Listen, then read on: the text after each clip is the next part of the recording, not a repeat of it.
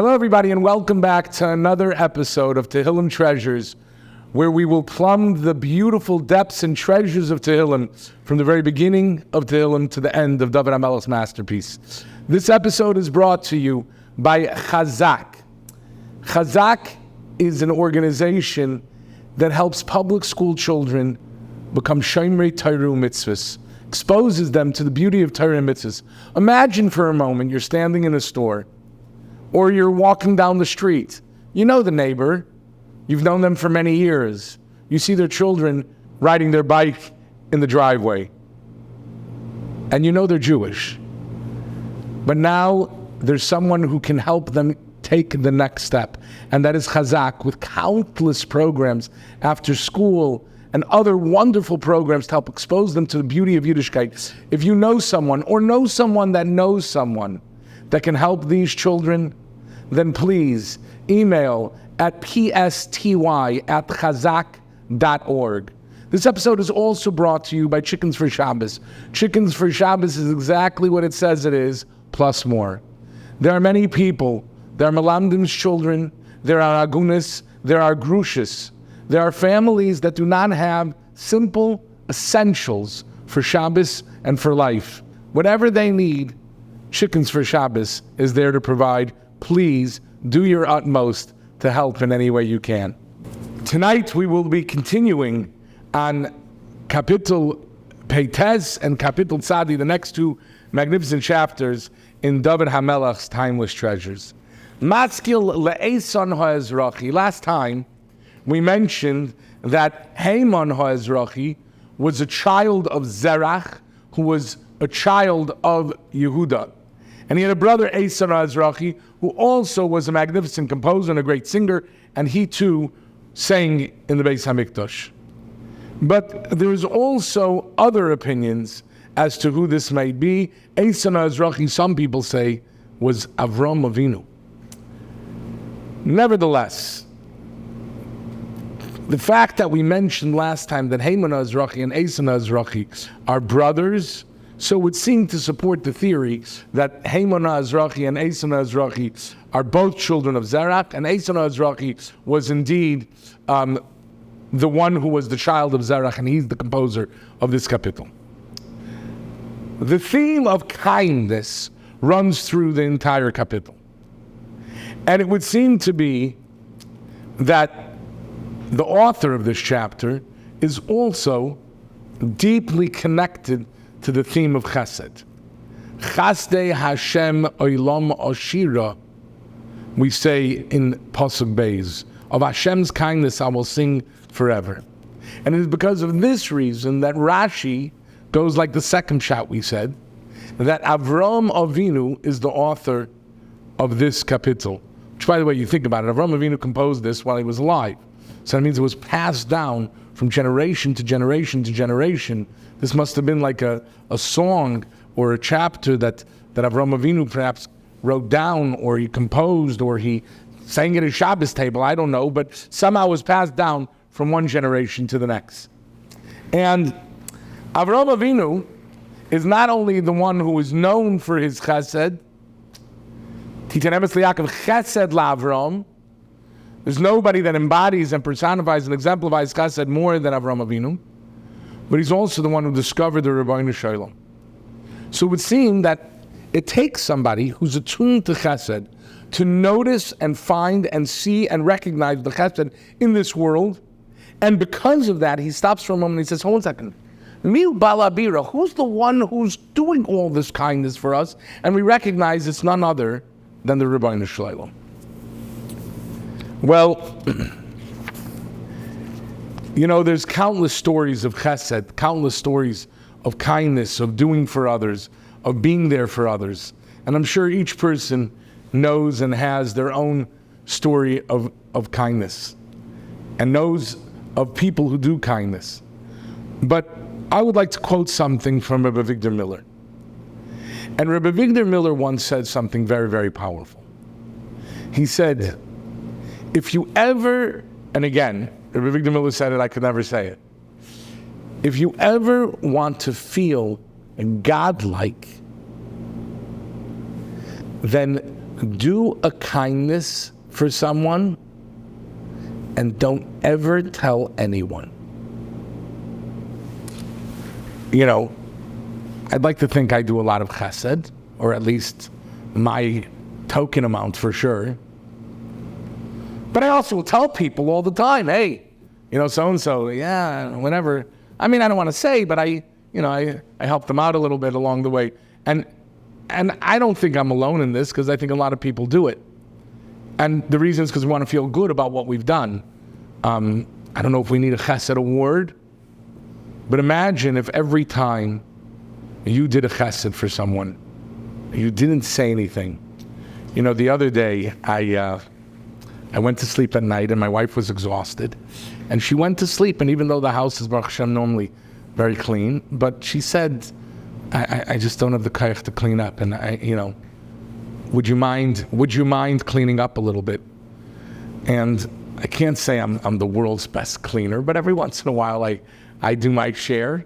And that night I intended on making sure that I clean up the house, but unfortunately I also was exhausted, so I fell asleep. And my wife in the middle of the night turns to me and she said, did you clean up? And I said, it's going to be clean when you wake up tomorrow morning. And I woke up the next morning, right after davening. I came home, and while everybody was still sleeping, I went quickly and I cleaned up everything. It took me about 20 minutes. And I was, I just did basics. I didn't do anything. I didn't actually wash the dishes. I just put them in the sink, but at least, and I covered things that had to be covered. Whatever.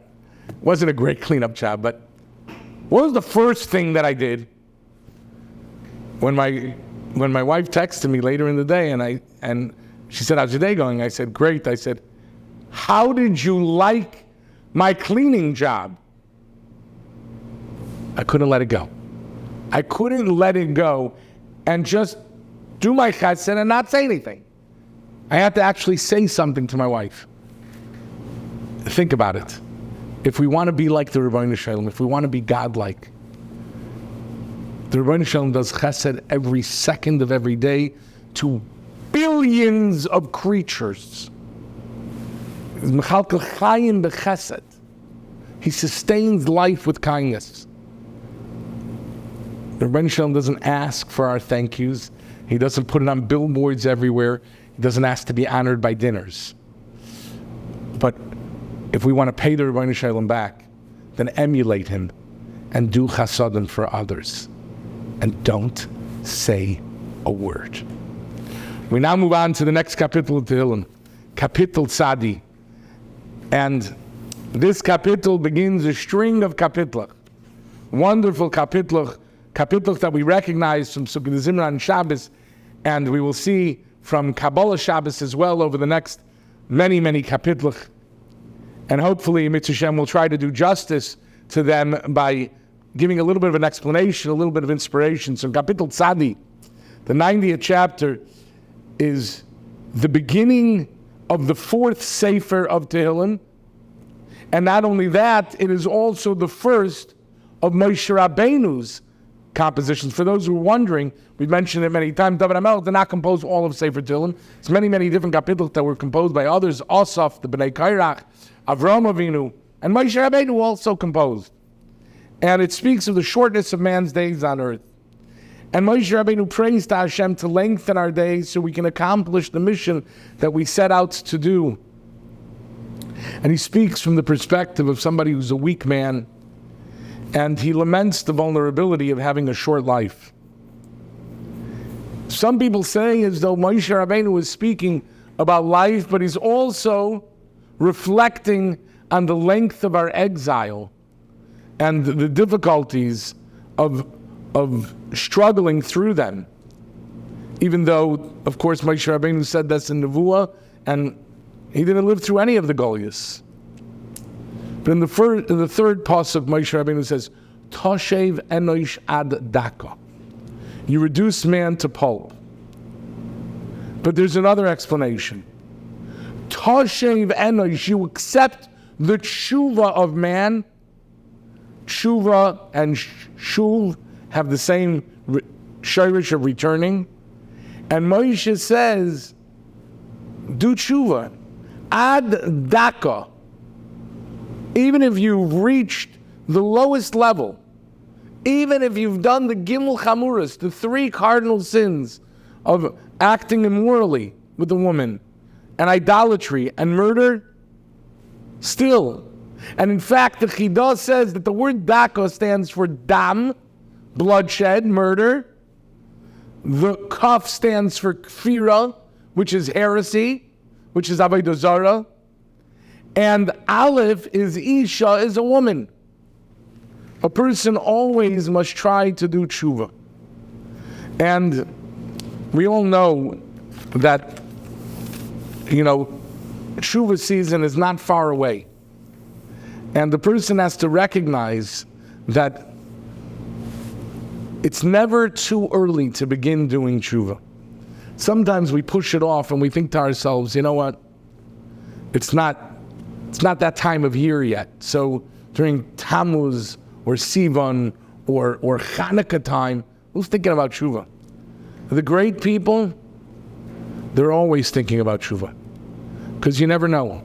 A person never knows. At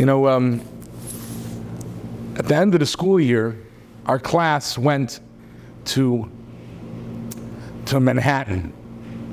We live in Baltimore. Believe it or not, the part of our trip was going to Borough Park, which was like a big thing, Used to be that we'd go to Borough Park and we'd buy like good candy by Pashkas. Nowadays you can get good candy anywhere, but still it's a thrill for the kids. The kids, a lot of them have never been to Borough Park and they haven't been to Manhattan, and it's a thrill for them. And one of the places we stopped by, we went to Freedom Tower. And we went to the area where the Twin Towers were, or used to be. And there were many Yidden who died. And amongst those Yidden that died was one Yid, Reb Shimi Bigeleisen. Zechariah Livracha. And when it happened some 22 years ago, it's hard to imagine. It's hard to believe that it's been so long. Those of us that are old enough to remember will never forget it. And he was one of those who became the semel, the dmus, the inspiration of that very, very tragic day. Because he famously realized that the stairwell was blocked and it was fire and it was terror, and he realized he's not getting out. Al pi derech hateva, he's not going to live. And what did he do? He called his family and he called his Rebbe. And he set his affairs in order, and he did tshuva. He did proper tshuva. And it reminds us of the famous Musar Shmuz that the Altav Kelm used to give. If a person was told he had 1.5 hour to live, what would you do? What would you do with that half hour? And it's a question we all have to ask ourselves. Because in that half hour, the precious 30 minutes that we have left to life, we would cherish it. And we would utilize every second for tachlis, for purpose, and tayeles. And we would do tshuva, I hope.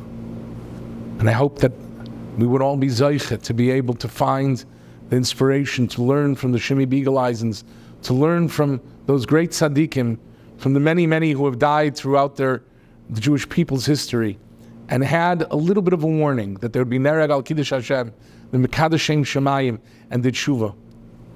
Toshev enoish ad daka. Person has to remember, it's never too early to do tshuva. As this is being played, it is the season of tshuva, and it is a time of Elul, time of Rosh Hashanah Yom Kippur coming up. A person has to be makir that it's a gift. Life is a gift, and Hashem doesn't expect us to be perfect, and we all have our missteps and we all have our failures. And Hashem gives us a gift, the greatest treasure that we have, the gift to be able to wipe the slate clean, to be able to return and come closer to Hashem. May we all be zeicha to do tshuva shlema in our lives. Until next time, sei gesund.